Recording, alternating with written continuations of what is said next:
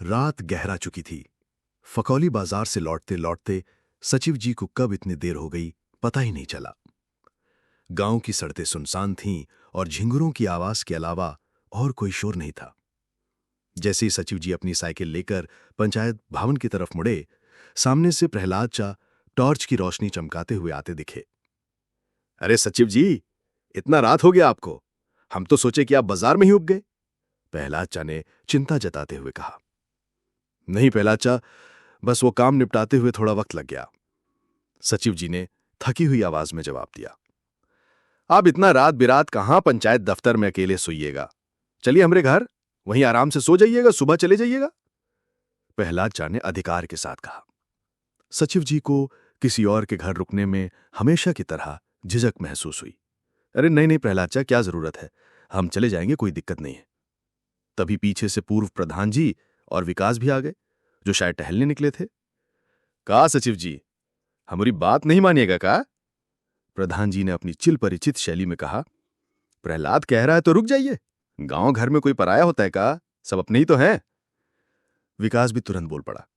हाँ हाँ सचिव जी, रुक जाइए, सुबह साथी में चलेंगे दफ्तर, वैसे भी रात में अकेले ठीक नहीं लगता। अब तीन लोगों के जबरदस्त स्नेह आग्रह के सामने सचिव जी की एक न चली।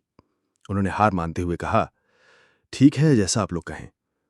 प्रहलाद चा के घर पर बिस्तर तो लग गया, लेकिन सचिव जी को नींद कहाँ आने वाली थी। दूसरे के घर की असहजता और ऊपर से दिन भर की थकान, फिर भी जैसे तैसे उनकी आंख लगी गई। अभी नींद लगे मुश्किल से 1-2 घंटे ही हुए होंगे कि उनके फोन की घंटी घनघना उठी। घोर निद्रा में डूबे सचिव जी ने बिना नंबर देखे लगभग बेहोशी की हालत में फोन उठाया। "अ, हेलो?" दूसरी तरफ से एक आदमी की आवाज आई। हेलो सचिव जी, हम बोल रहे हैं, पंचायत दफ्तर कितना बजे खुलता है?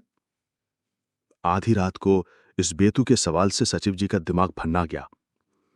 उन्होंने खुद को संयमित करते हुए जवाब दिया, सुबह 9 बजे। और फिर थोड़ा चढ़कर बोले, और आपको यह पूछने के लिए आधी रात का ही समय मिला था?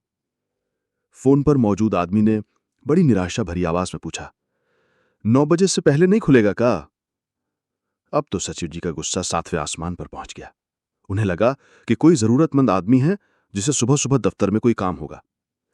नहीं, 9 बजे से पहले नहीं खुलेगा, तब तक अंदर घुसने नहीं मिलेगा, तो इंतजार कीजिए, उन्होंने लगभग चिल्लाते हुए कहा। अरे घुसना किसको है सचिव जी, हम तो बाहर निकलना चाहते हैं। हम दफ्तर में ही थे और बनराकस गलती से बाहर से ताला मार के अपने घर चला गया। फोन के उस पार से आई इस बात को सुनकर सचिव जी की नींद, गुस्सा और झुंझलाहट सब एक झटके में हवा हो गए।